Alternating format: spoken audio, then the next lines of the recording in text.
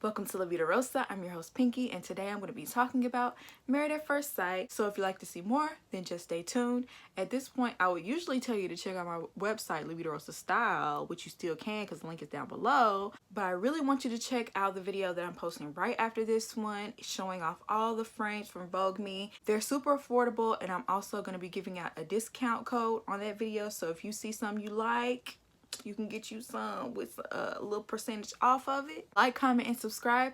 And without further ado, let's get into this video. All right, y'all. So I'm gonna start off with the scene of them all together, and then I'm gonna talk about each individual couple. A lot of people pointed out that producers are most likely throwing these questions in there and like kind of making them ask this to stir the pot. But Amani asked them, "Do y'all be kissing?" Amelia and Bennett said they smooched, but they haven't made whoopee. How old is Bennett? Is he 52? And a young man's body, like, made whoopee? What? Am I watching TV Land? Okay, Christina made Henry answer, and once again, it's so cringe. Henry is just prepare yourself to cringe, and I don't know. I think I'm kind of over cringing all the time. I'm just trying to like. Just go on and say what you're gonna say. It's gonna be the same broken record over and over. Oh, we're taking it slow. Oh, you know, not trying to move too fast. When we all know you scary. Woody said, if y'all not kissing, that says a lot. And, you know, normally I wouldn't judge how fast someone moves, but in their case, I think that's an accurate assessment. Miles said that he got a nice kiss on the cheek and he hasn't watched it since, which would be really cute if Karen actually kind of played into it with him, but instead she's just like, and it's just like, it's hard to watch Miles gush over something so small when Karen really doesn't plan on doing much more than that. And so the women and men separate. And there was another producer, obviously producer, giving question. Because how did both of the groups get the question separately? But yeah, they're talking about the same thing. And another thing, I'm not finna sit up here and have this sort of conversation talking about my significant other with him sitting 2 or 3 feet away so he could hear exactly what I'm saying. This is girl talk. Why are we sitting to where we can hear? What? Like, y'all should have been like elsewhere, being able to talk freely. I forgot to say the question was, what would you rate your marriage from 1 to 10? Bennett didn't really want to answer the question because he was like, well, how do you quantify love? But he said he's going to give it a 10 overall, you know, because they're doing great, and I think he was giving a safe answer. Amelia said she's going to give it an 8, and I think she was just saying there's room to grow. Both Amani and Woody said a 9. I thought that was amazing how in sync they are, that they said the same answer. And but Amani was very concerned about feeling like it's a 9. The way she feels about thinking it's a 9 is on 3, but she does feel like the relationship is going well. But I am happy that she's not letting her nerves get the best of her, even though she has those thoughts playing in the back of her mind. While Miles is over there giving his relationship with Karen an 8, and gushing and talking about how she's like the perfect match for him, couldn't find a better match, and just wants to grow with this woman. She over there giving him a 6.5 and 7, basically saying, you know, it might be too good to be true. And she said she wanted a very masculine man. I mean, she's told everybody in the group that she wanted a very masculine man, basically saying that he's not at all. And how do you not understand that that's emasculating, and how your attitude towards him is emasculating? How do you not see that? She said he claims that he has a masculine side, but she hasn't seen it yet. You're not trying to see it. And then out of nowhere, I did not expect for Amelia of all people to check Karen. She came behind that and said, well, he's like a very cool and nice guy, and he just really adores you a lot. And I was like, get her together, Amelia. I didn't expect it to come from Amelia. I thought maybe Amani or Christina or even Olivia would say something. But it had to be Amelia. Because even, I think everybody can see how much he's putting into it and how much he's trying and how good of a guy he seems to be. And she's not giving him a chance whatsoever. Gave that man a 6.5. After everything, after he tried so hard to make you feel comfortable. After he bared his soul to you. We're going to get to it. We're going to get to it. So when they asked Brett to rate his marriage, and he thinks it's absolutely ridiculous to rate a marriage this early. It's trivial. It's dehumanizing. Really, Brett? I mean, low-key, I kind of feel the same way. Like, how do you rate a marriage? Y'all just got married, what, 5 or 6 days ago? But go, like, play the game. You know what it is. You know what it is. Quit trying to seem so deep, because it's not that serious. I guess he wanted Olivia to say something similar, but when she was asked, she said that she rated the marriage a 7.5, and he overheard her, and he really felt a way about what she said. I mean, it really must have hurt his feelings, because he was like, he was not a happy camper, let me tell you. He claims that he was hurt because he's putting his all into it. We're going to get to their issues later on. But y'all have had disagreements already that would make me... I could see why she would say 7.5, because things have not been running completely smoothly for y'all. Christina rated her marriage a 5. She said it was not bad, but she just doesn't feel a spark. And in her confessional, she said, Henry is like apples or oranges. They're good, but they're better out there. So I can understand why she would feel that way about Henry, because Henry is not really giving her much to work with. That was kind of mean and nasty to say. There was something a little mean girlish behind that. Henry is gonna have to come back and watch this, and I'm sure that's gonna hurt his little feelings. But he rated the marriage a 7, and he said he takes most of the blame because he's taking it slow. Woody was kind of trying to push Henry to see that all Christina wants from him is for him to like jump out there and make a move, and she's not gonna push you away if you like make that leap. He was trying to help him. I hope he took his advice. I doubt he actually does anything about it, but Woody was actually giving him some good advice. So later on, Christina, Henry, Olivia, and Brett, they all got together and was like hanging out. And Christina confronted him about not giving their marriage a rate, and he was just very short with her in the beginning. And then later on, they were hanging out even more so, I guess, in their room or whatever. And she confronted him again, like, why can't you just rate the marriage? Like, why can't you do it? Everyone else did. Why not? She was basically saying she was bothered by the fact that he didn't want to rate their marriage. And he was like, oh, it's a shame. I can't lie. Now, that was hilarious. That was so funny. It's a shame. Because, girl, that ain't none of your business. You don't be jumping in other people's business like that. When her and Olivia was sitting there talking about Brett behind his back, she was talking about how she had a bad feeling about Brett and didn't really have any solid reasons to feel that way yet. And if I was Olivia, I would be super defensive. You don't have no real reason to be talking to me about my husband like that. Why don't you go figure out your relationship with you and your husband?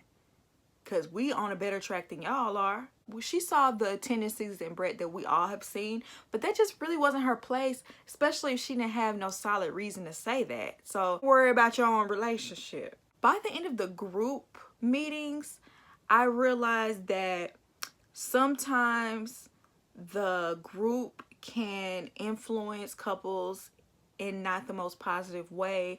They can start to compare, and just the whole rating thing, I feel like that threw in like some unnecessary conflict, clearly just for the show. And then I wrote down in my notes that Henry and Brett are like the epitome of insecurity. They just express it differently. We all see how Henry is like super insecure, but Brett, I feel like he's truly showed his insecurity this episode. So I'm just gonna go ahead and get Amelia and Bennett out the way, because they are just, they're in bliss. They're on their honeymoon, and they are just, you know, doing it their own way. But I'm sure no one else built a fort in their hotel room. They ain't letting no one else influence them, and I'm not mad at it. I'll be honest, y'all, their scenes kind of went on and on and on, so I didn't really write that many notes on what they were saying because I was kind of tuning them out a little bit. I love them, but it's just like, I don't care to just talk about it. The only thing that stuck out to me is they were talking about parenting styles. Amelia said her parents were really trusting of the world and strangers and let them do whatever. If Amelia said, I'm going to this person's house, the dad was like, okay, whatever. He didn't really care. And she said she would be the same way. And she asked Bennett how he would feel, you know, parenting their children. And Bennett said that he would feel the same way as well. And you know, they were just sitting in this little mini cave talking, and I was just like, where are y'all at? Y'all ain't scared of falling out? But anyway, that's besides the point. I don't know, I was a little bit concerned about it because in this day and age, you really do need to keep up with your children. There's a lot of kids being abducted and sold on the black market. I mean, there are so many conspiracies that scare the mess out of me that I would want to be aware of where my children are 24/7. And it's not necessarily about control. It's just, you know, being responsible for little human beings. You know what I'm saying? Kids are not able to make the best decisions on their own. Their brains are not fully formed. So that's why you're here to, you know, be that guidance for them and set those boundaries and teach them how to look out for themselves. And so, yeah, I don't know, that that sort of parenting probably was cute in the 70s. Not really if you think about, what was that documentary called? I'll insert it here. Because even that was some crazy stuff was going on back then too. So, I don't know, you might have turned out great, but I'm concerned about letting kids just, you know, be wild and free and just do whatever they want to do in 2020. But that's y'all, that ain't my kids. Let's talk about Woody and Amani. Oh, y'all so cute. I love Woody's accent. I love to hear it because I love that accent, period. So Amani is very aware of her feelings and she's just trying to make sure they are valid and reciprocated. You know what I'm saying? Woody asked if she was scared to be with him, and she said realistically yes, because things might change. You know what I'm saying? Y'all are on your honeymoon, so of course it's easy for things to be fun and exciting and romantic and things like that, but when you get to the real world, are you gonna keep up this personality that you've shown yourself to have here, basically? Woody said he could not fake genuine happiness, and I'm just looking at Woody like, you better not hurt her, because I think we all ready to jump you, Woody. We want you to be a good man. We want you to be, you know what I'm saying, everything that you say that you are. I want that. But if you're not, we ready to come after you. I hope you know that. Okay, so Woody and Amani and Olivia and Brett all come together and hang out. Apparently Olivia and Amani have really connected. They brought up the fact that Brett dipped from the bachelor party early, and it was something called an Irish goodbye. I've never heard of that before, but apparently that has a name. It's called an Irish goodbye. And you know, he was trying to like tap dance around it, but Amani was trying to hold them feet to them fire, like that ain't cute. Why did you leave early? What was you gonna go do? And he basically said that he was feeling nauseous and he didn't want to throw up in front of everybody, so he left.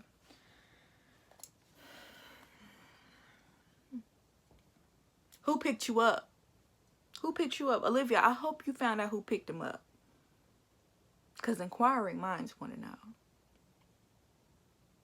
Woody planned a very romantic evening. He planted rose petals all over the floor. There was candles on the ground. Side note, when I see things like that where candles are like lining the ground, that scares me. For some reason, I just feel like that's a fire hazard. I'm sure like nothing bad happened, but every time I see that, I'm like, can't something easily catch on fire like that? It always creeps me out for whatever reason. I might be the only one. But it was very beautiful. She was overwhelmed. And she loves being with Woody because She feels seen and heard. I'm like, what an awesome feeling. He also gave her a charm, I guess a charm for her bracelet. And he said he's never been the mushy guy, but he feels like he doesn't have to put on with Amani like he normally does when dating people. He feels like he could just be himself. And, you know, basically Amani brings that out of him. And they ended up consummating that marriage just like everybody knew they would. And good for them. They're married, so go ahead. I don't mean to end on this note, but Woody said he doesn't think it's dirty to pee in the shower because it's basically water.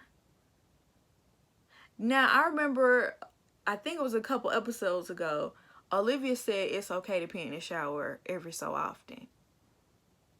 I'm sorry. I don't remember a time in my adult life that I peed in the shower because guess what? I go use the bathroom before I get in the shower. Y'all don't use the bathroom before y'all get in the shower? Why are y'all getting in the shower with a full bladder? I don't understand. Like, I just thought that's what you do. You use the bathroom, then you get in the shower. I'll tell you one thing. Do not pee in my shower. Pee in the toilet. Why are y'all peeing in the shower? Grow up. All right, let's move on to Christina and Henry. I don't think production likes Christina. I think it's very similar to last season, how Brandon would be very rude to production and they would make sure to show him being nasty and rude to production. They would put in those extra scenes of him, you know, being nasty and rude to them. They're doing the same thing to Christina. So I'm pretty sure they don't like her. Because why else would they edit in scenes of her talking crazy to the producer? Oh, Christine, it's Christina. And I don't even think it's the fact that she corrected them. It's like how you correct people. Like, she's very, someone said she has a mean girl energy. Very, very, very Regina George. Very. I felt that. Henry even pointed out that she's very impatient, but he really has trouble confronting her because Henry has trouble communicating, period. The fact that he actually spoke on it, clearly she does this often, and he just, you know, goes along with it because what is Henry gonna do with Christina? He can't do nothing with her. But we also got to see clearly that the producers tamper with their conversations and throw questions out there for them to talk with.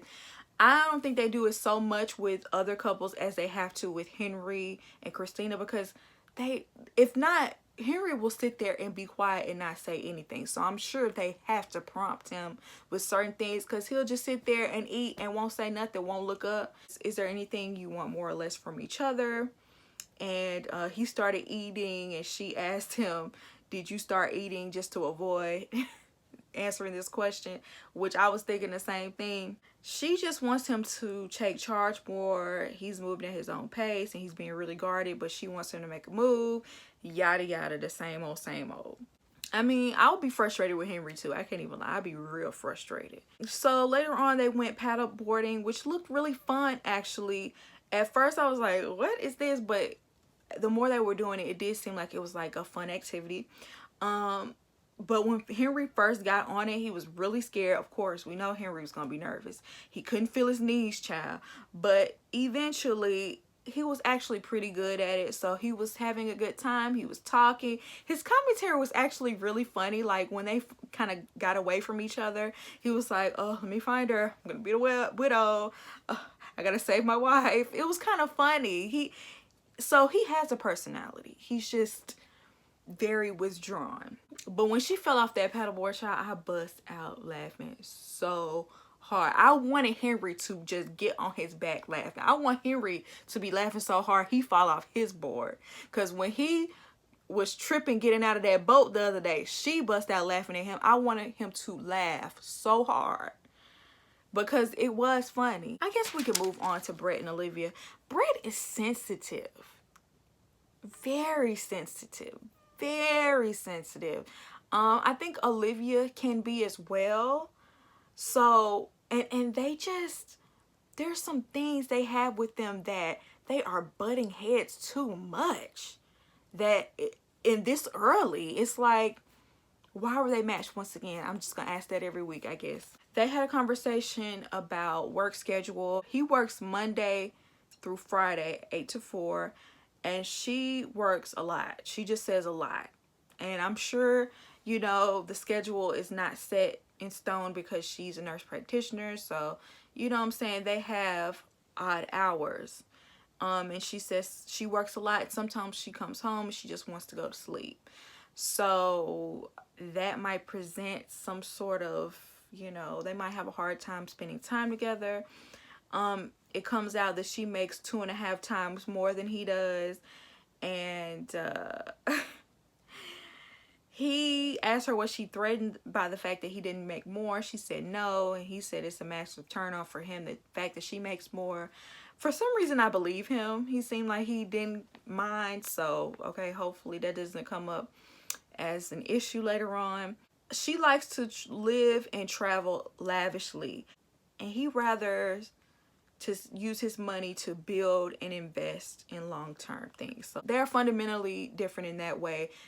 Olivia seems like she likes name brand, and Henry doesn't mind knockoffs. But Olivia works hard and makes the money that she makes so she can buy those things. So I'm not mad at her for that. She says she's very chill and calm, but you know, if you push her buttons too much, she'll get really frustrated, and you know, she'll like, it'll build up. He claims to not get mad ever, and it takes a lot for him to get mad, and he's always willing to talk. Yeah, we'll see how that works later on in this episode. She says she talks to her friends and her mom to de-stress. And when she was saying how she talks to them every single day, he was like, well, where do I fit in? And she asked him, well, you don't have anyone you call or talk to all the time? He says no. And I'm thinking, Brett must not have friends. Maybe he only has his brothers. Because you don't talk to nobody? You ain't got nobody you hang out with every now and then? What? He doesn't think she has room for him in her life, and she doesn't think that she should have to compromise as much, or her partner should be telling her what she should and should not be doing. And I don't know, Olivia's gonna have to compromise when it comes to being married, because I understand being a single woman and talking to your friends every day, hanging out with them on a regular basis, but when you're married, you have to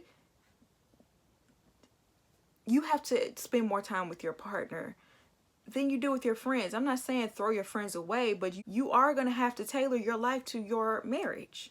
And if you didn't want to do that, you should have never got married. So after they hung out with everyone and she rated their marriage a 7 and he overheard it, they came back to the room and he was feeling some type of way. He was being very quiet, standoffish, very short. And she asked him what his problem was, and he was just like, nothing. Just having an attitude, just looking at her like she was crazy, gaslighting. And so she asked him, you know, just trying to make sure, trying to see what his issue was, because he wasn't acting the same way. And he said, it's irritating to keep asking the same question. She tried to change the subject. So what do you want to do when we get home? And he named everything that didn't involve, you know, being married or anything that had to do with her. And, you know, at this point, I'll be ready to punch him in his face. I'll be ready to go off, because I don't like talking to a brick wall. I don't like talking to someone who's childish. Tell me what's on your mind. Be real. You know what I'm saying? And that's why I say this is where the insecurity comes in, because, yeah, you like to act like you'll still have the conversation and you don't get mad. But clearly you are being very passive-aggressively mad. Obviously your answers to her questions were very passive aggressive, and you are angry and you're trying to pretend like you're not, because her rating the marriage a 7 hurt your feelings. Why don't you be a man about it, and why don't you confront her about it? If you felt like a 7 hurt your feelings, be honest and tell her that, because how else will she know unless you do? You're gonna have to tell people if you have a problem with them. I'm sorry, you're gonna have to put on your big boy pants like she said and express yourself. That made me so mad that he was just sitting up there being so passive aggressive and gaslighting her. I could not stand that. And she's just like, look, this is not a show, this is real life. I'm really trying to have a real conversation with you. And he was just like, nasty. So she blew up on him, and the next morning she was completely ignoring him because it was like, I guess they hadn't resolved it yet. I will give him this. He did apologize, and he did actually, you know, tell her why he was upset. And I'm just like, and then when I even think about it, like, Brett, she didn't say 2, she said a 7. And he's looking at it like, oh, a 70 is a D. We're not using the American grading system. What are you talking about? If you get a pie and you get 70% of a pie, that's majority. That's a lot of pie. So what are you so upset about? But he did apologize, and he said he took it way too serious. And but Olivia was willing to get past it, and she said she's not gonna hold that one thing against him. He said he feels even more so better about the relationship because they were able to talk through that and get through it, yada yada. I guess.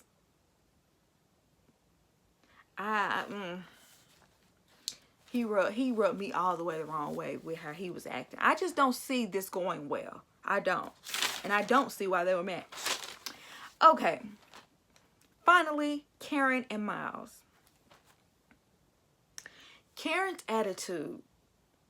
And I've been trying to stick up for Karen. I've been trying to give her excuses. She's quiet, shy. That's what her mom said. She's not comfortable with the cameras. I wanted to believe Karen was doing the best she can. After this episode, I don't believe it. Her conversation, her personality, just her interactions with Miles, period, was dry. Just completely dry. She doesn't put any sort of care in her interactions with Miles. And Miles is consistently putting his all into this. And so to see her just like push that to the wayside, it's disappointing, and it's also making me mad. And I feel like her behavior towards him is emasculating. She wants him to be she wants him to show a masculine side, but you are emasculating him at every turn. My problem with her also is that in her confessional, she keeps saying she feels a connection, and she just, you know what I'm saying, she's doing the same thing Christina is doing, saying one thing in the confessional, and we're seeing something totally different play out. Like, be real, be honest. Just, I know you don't want to seem like the bad guy, but you're coming off like the bad guy anyway. So poor Miles, he felt comfortable enough to share with her something very taboo in the Black community. He expressed to her that he was diagnosed with clinical depression. Now, maybe that wasn't the place or time, but that is his wife, and he felt like she should know, and he felt comfortable enough to tell her. He felt like they're progressing. You know, he felt that way. Poor Miles. But I do commend him for actually, you know, being able to say that not only to his wife but on national TV, and be so vulnerable. That had to be hard, like so hard to put that out there. And I have nothing respect for him for actually, you know, saying this. But he expressed to her that he has clinical depression. He says some days he just doesn't want to get out of bed, and he wants to be alone. And for a long time, he just felt like something was wrong with him, and he didn't know what it was. And, you know, as Black men, they're taught not to have emotions. And, you know, something happened with his teammate passing away. And I think that triggered something in him. And, but he said he is on medication for it, and he's, you know, does the best he can to regulate.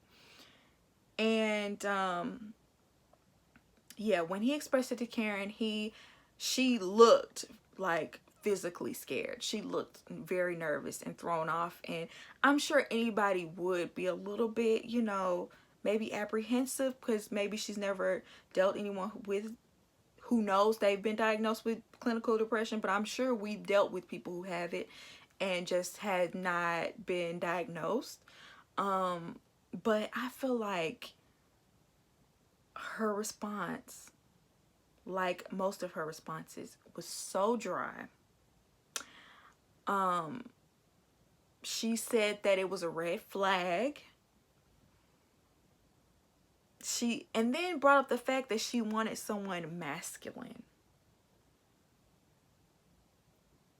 And I'm like, what does masculinity have to do with that? I just didn't understand what was the correlation between masculinity and she was asking him, you know, how does he communicate his feelings when he is having like those times where he's feeling low. He said he'll tell her when, you know, he needs space and he's good at, you know, regulating it or whatever. But it's like, Karen, this is not effeminate for him to get help for something that he has a serious issue with.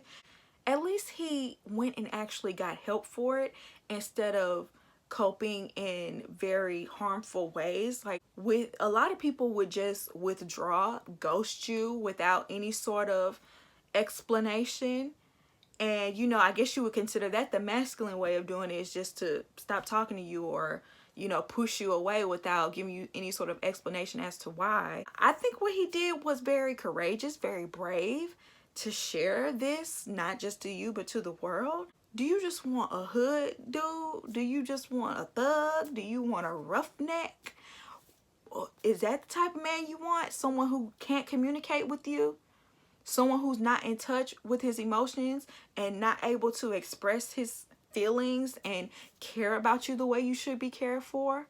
Because the men you dealt with in the past was so disconnected from you that he can go and have a baby without any regard for you or your feelings.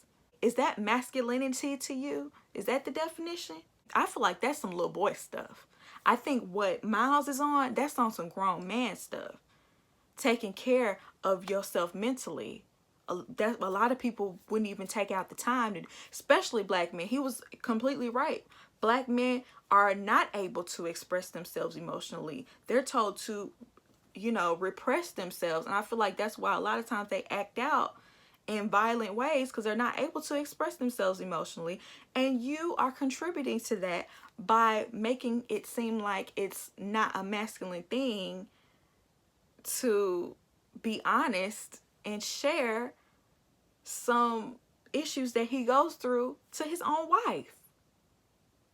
And she took that and used that against him. She said that he's been very nice and, you know, not trying to pressure her or anything. And he was like, well, you've been really nice too. And she was like, I wasn't trying to be. And it came out real nasty. It came out real Regina George-ish. I'm getting Christina vibes over here. He asked her about intimacy, and she low-key shut him down real quick. And she gave one of those generic answers, you know, when we're ready and things like that. He did kind of compare. He said something about, well, you know, other couples, and she was just like, well, we shouldn't compare ourselves to other couples.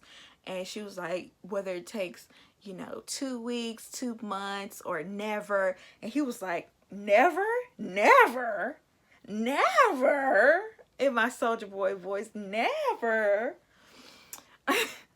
And I'm just like, Miles, you should have shut Strangership down the way you shut down Never. Like, that's the way you should be shutting down some of the rest of this stuff too. Then she shut the whole conversation down. You got any other questions you want to ask me, Miles? Getting on my nerves. I can't stand talking to you. You get on my last nerve. I gotta wake up to you every morning. Granted, at the beginning of this scene, he did wake her up early, I guess. So maybe she was just waking up on the wrong side of the bed. But she was completely nasty to him. Like, what nice where? Where? And if I was Miles, I would be sitting there like, what more do you want from me? That's how I would be if I was Miles. What more do you want from me? He is giving you everything. Everything he can give you, and it's not good enough. And, you know, I've been trying to, you know, hold people off of Karen because I wasn't sure where she was coming from. She might have been getting a bad edit. I don't know. But this episode, that wasn't no edit, girl. And, you know, far be it for me to say a woman doesn't deserve a man. That's not something that's really in my vocabulary that I will say often at all. Like, I don't like to be like, oh, she don't deserve him. That's rarely something I'll say. But from what Miles has shown us versus what Karen has shown us, I don't even think she deserves Miles at this point. If I was Miles, I wouldn't be trying to invest my time into her at all, because she's not making any effort whatsoever. And shoot, she might respond to that better if you stop being so caring and nice and loving, because apparently that's not masculine. Maybe if you treat her like a roughneck, she'll appreciate you more. Karen, all I'm gonna say is a bunch of women out here, I'm sure they're gonna be in the comments of this video too, saying, I will take Miles if you don't want him, including his mother. Go on and send him back to his mama, because I'm not gonna take much more of this, of you treating Miles like this. He don't deserve it. Alright, you guys, so that's it for my review. That's all I had to say. Y'all let me know how y'all feel down below in the comments. Do you agree with me? Do you not agree with me? I would love to hear your opinion. Don't forget to check out my video that I'm posting right after this one, the Vogue Me video. Like I said, there will be a discount code, so make sure y'all check that out as well. It will be linked down below in the comments. I hope you enjoyed this video, and I'll see you in my next one. Peace.